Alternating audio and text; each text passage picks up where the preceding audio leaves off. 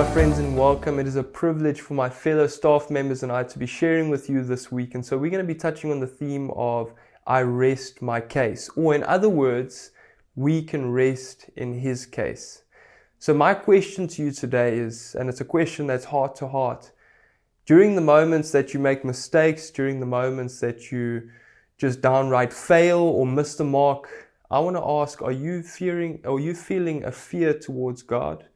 Are you feeling a tendency that's leading you towards guilt and condemnation and shame? And that word, I rest my case, is used by a lawyer in a court of law in which they have communicated all of the necessary evidence and they feel like there is nothing left to say. And so today I want to communicate to you that through Jesus' finished work and the evidence that has, there is nothing left to add to that, and we can simply rest in His case.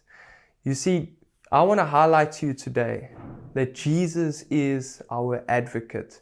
That word advocate is the Greek word parakletos, which means one who has been called to our side, or someone that pleads a cause or in defense to a judge. You see, Jesus is the one that has cleared us of all judgment. Jesus is the one who comes alongside us. And the best example that we find of that is in 1 John 2, verse 1 to 2. And I'm going to be reading out of the ESV translation, but it goes on to say, "My little children, I am writing these things to you so that you may not sin.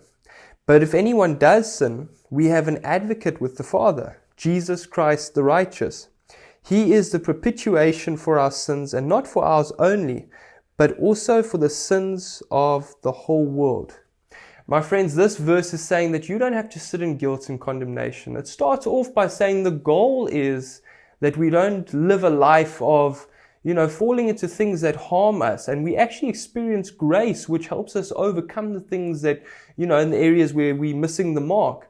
But ultimately what it's saying is in those humane moments, in those moments where we just make mistakes or where we just willfully fail, that we can have a confidence that Jesus is our advocate, that He is the one that stands before the Father. He is the one that is our concrete evidence that all debt has been paid, that there is no guilt whatsoever coming towards us from God's side, that He has wiped the slate clean, and that we can simply enjoy a relationship with Him, knowing that we can boldly approach Him because of our identity in Jesus, that through Jesus we are holy and blameless before God in love. And I want to leave you with one more verse that just highlights all of that in an essence, and it's 1 John 4 verse 17, found in the exact same letter, and it leads up to saying this: "By this is love perfected with us, so that we may have confidence for the day of judgment, because as He is, so also are we in this world." My friends, John is highlighting here that we can have confidence in the day of judgment, that we never need to fear judgment from God's side. Why?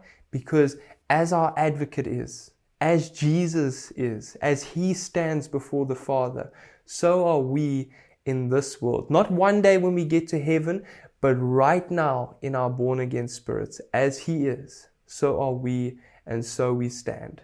And so my final encouragement to you is that you can rest in His case. Always remember, you are highly favored and deeply loved of God.